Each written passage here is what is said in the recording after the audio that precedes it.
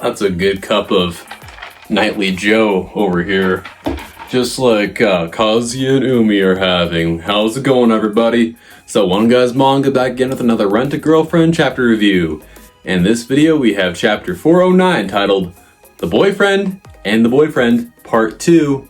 And we have the very cool cover spread of Chizuru looking like Aiko in the end of Goodnight Punpun, Oyasumi Punpun, kinda get the Oyasumi Punpun vibes from this cover, but I really love this cover spread. So we're continuing the arc with Umi and Kazuya here. So they're at Jonathan's coffee and restaurant cafe right here, and it's a really good nervous time because Kazuya, he's really overthinking it. He's like, alright, any minute now we're gonna find out why and what Umi wants to talk about. So they're sitting at the table, they order the coffee, of course, and then Kazuya, he's like analyzing Umi. He's like, wow, he's a real popular guy, he's an actor, plus he's real good at singing. We have like nothing in common. Oh god, oh wait a minute. What if this is just him declaring his victory? What if this is Chizuru paying him off to come say her final goodbye? And we get this little like delusional intrusive thought here. It's like, oh, I'm gonna go tell him, you go take a shower, I'll be back, baby, type of deal right here. And then of course, good old Fish-kun, he comes in to save the day and get Kazuya to stop overthinking. This is what he says this time. You're gonna send your head flying if you keep thinking like that, you son of a bitch. Yeah, that's what Fish-kun says. Like, good job, Fish-kun. You're the number one overthinker stopper, everybody. I love him so much. Best character. Alright, so they get to the talking. So Umi's like, yes, time to talk about Chizuru. I want to talk about Chizuru.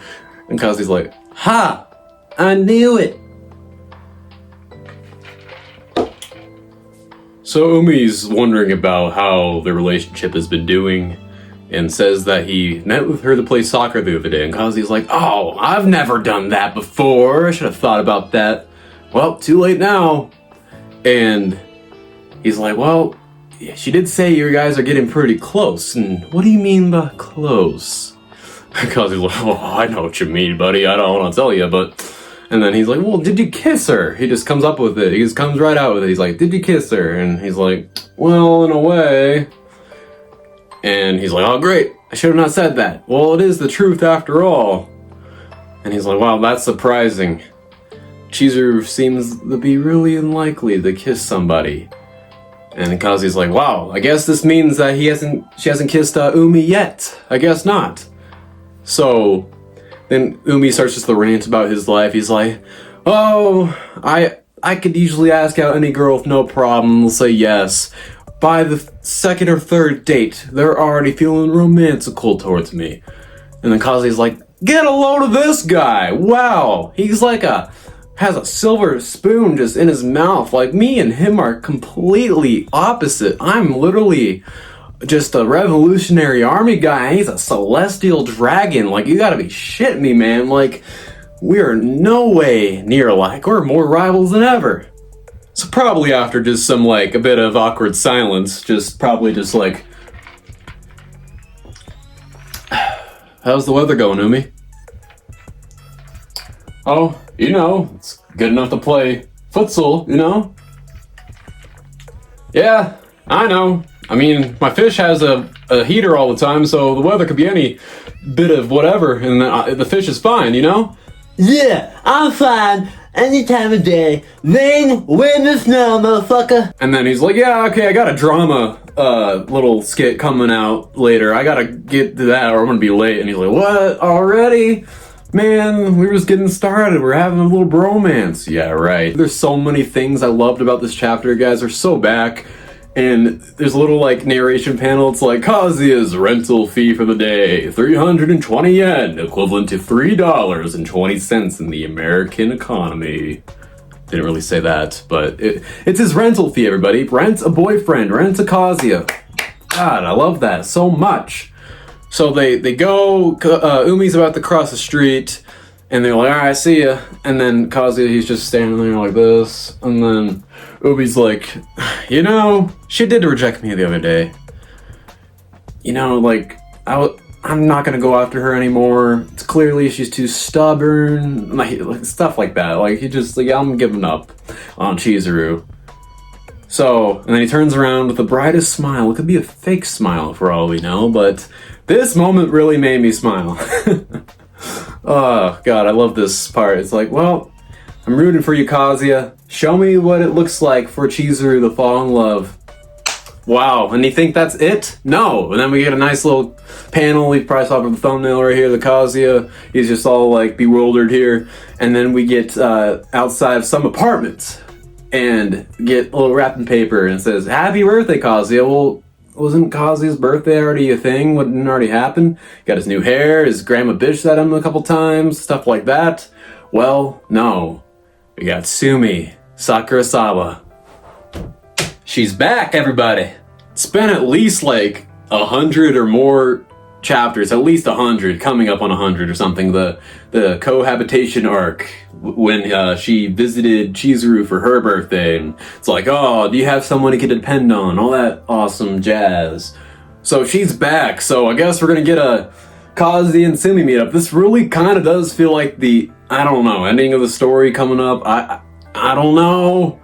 Let's get predicting in the prediction corner. Let's go right now. All right, prediction wall corner. You know I always change up the background. It's the prediction time, everybody. Already got the glasses on, because you know what? I could always predict. So we got the book here, the book of predictions. Let's open it up and let's see what's in tune for the next chapter, 410.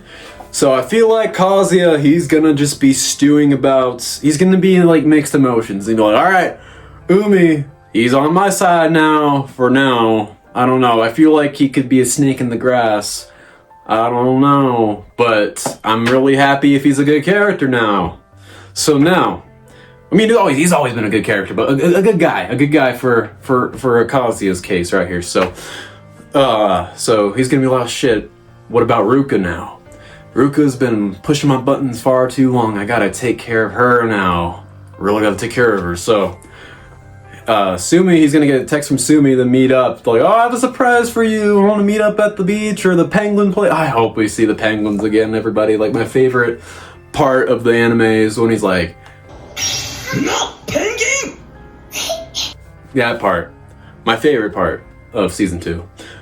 So maybe they go to the aquarium again. That's fitting, because Sumi's really, like, pays attention to detail what Kazuya likes, and she always uses him for, like, practice for her clients and stuff, so they might go to the aquarium. I'm betting on that. Full force. They're gonna go to the aquarium, and I don't know what the gift's gonna be, honestly. It could be pickled plums, or no, I don't know.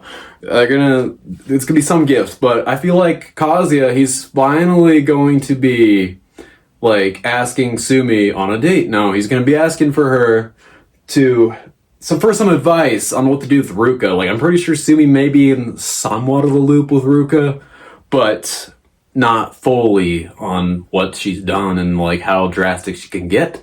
So I feel like Kazuya could be like, how do I break this off? So maybe that's what we're leading up to. So yeah, I hope you guys like this video. Sumi wants you to subscribe to the channel and turn on the bell, because she's back in business. Y'all have a beautiful day, night, or afternoon. See y'all next week.